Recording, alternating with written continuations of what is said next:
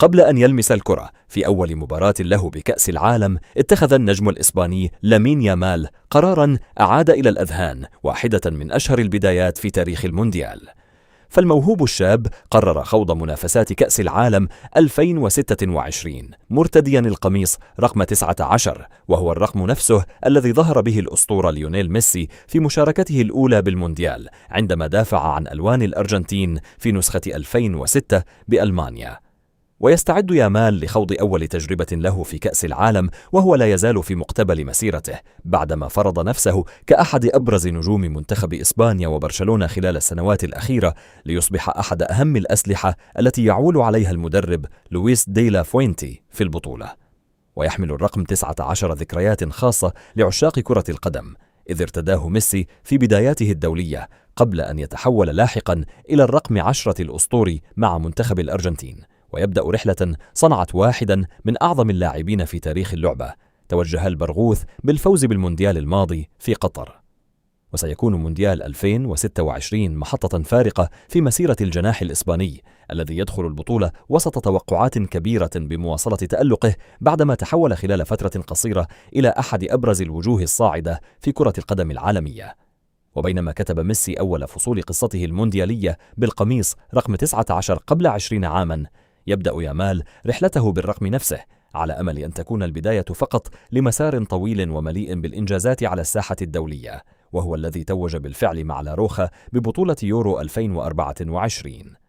تعاقد برشلونة رسميا مع أنتوني غوردون لمركز الجناح الأيسر، ويركز حاليا على ضم جوليان ألفاريز أو مهاجم صريح لسد الفراغ التهديفي الذي تركه روبرت ليفاندوفسكي. لكن في الوقت نفسه يعمل النادي على تعزيز خط دفاعه، وهو أمر لا يزال غير محسوم حتى الآن.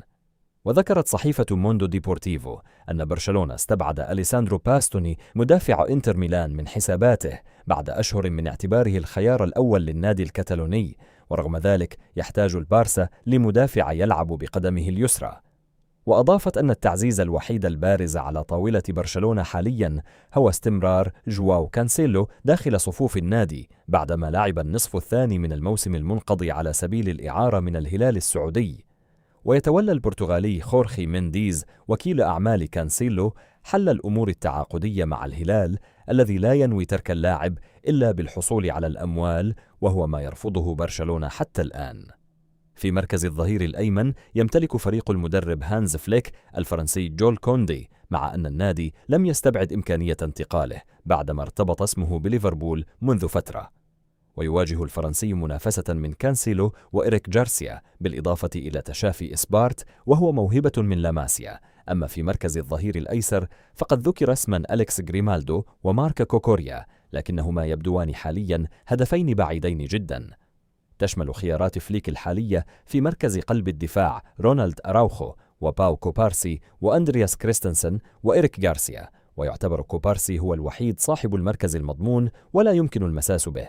بخلاف هؤلاء هناك أيضا جيرارد مارتن الذي قدم موسما رائعا كقلب دفاع العام الماضي، كما أنه خيار متعدد الاستخدامات. ويمكن إضافة الشاب ألفارو كورتيس الذي يحظى بتقدير كبير من فليك.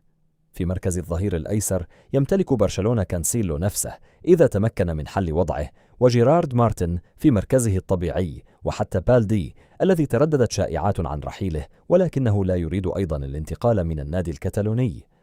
لم يتراجع برشلونة عن حلم التعاقد مع جوليان ألفاريز رغم الرفض السريع الذي تلقاه من أتلتيكو مدريد، ويستعد النادي الكتالوني لتقديم عرضه الثاني من أجل حسم واحدة من أبرز صفقات الميركاتو الصيفي. وبحسب إذاعة راك الإسبانية فإنه بعدما رفض أتلتيكو مدريد العرض الأول الذي تقدم به برشلونة لضم المهاجم الأرجنتيني والبالغ 100 مليون يورو، استقر مسؤولي البارسا على قيمة العرض الثاني. ويتجه برشلونة وفقا للإذاعة لرفع القيمة المالية المعروضة على الأتلتي إلى 120 مليون يورو. ويعول برشلونة بشكل كبير على رغبة ألفاريز نفسه في ارتداء القميص الكتالوني، خاصة أن المهاجم الأرجنتيني أبدى انفتاحا على المشروع الرياضي للنادي رغم تمسك أتلتيكو مدريد به باعتباره أحد أهم عناصر فريق المدرب داييجو سيميوني. ومن المنتظر أن تشهد الأيام المقبلة جولة جديدة من المفاوضات بين الطرفين في ظل إصرار برشلونة على حسم الصفقة مقابل موقف متشدد من أتلتيكو الذي لا يبدو مستعدا للتخلي عن نجمه بسهولة، حتى مع وصول العرض إلى حاجز 120 مليون يورو.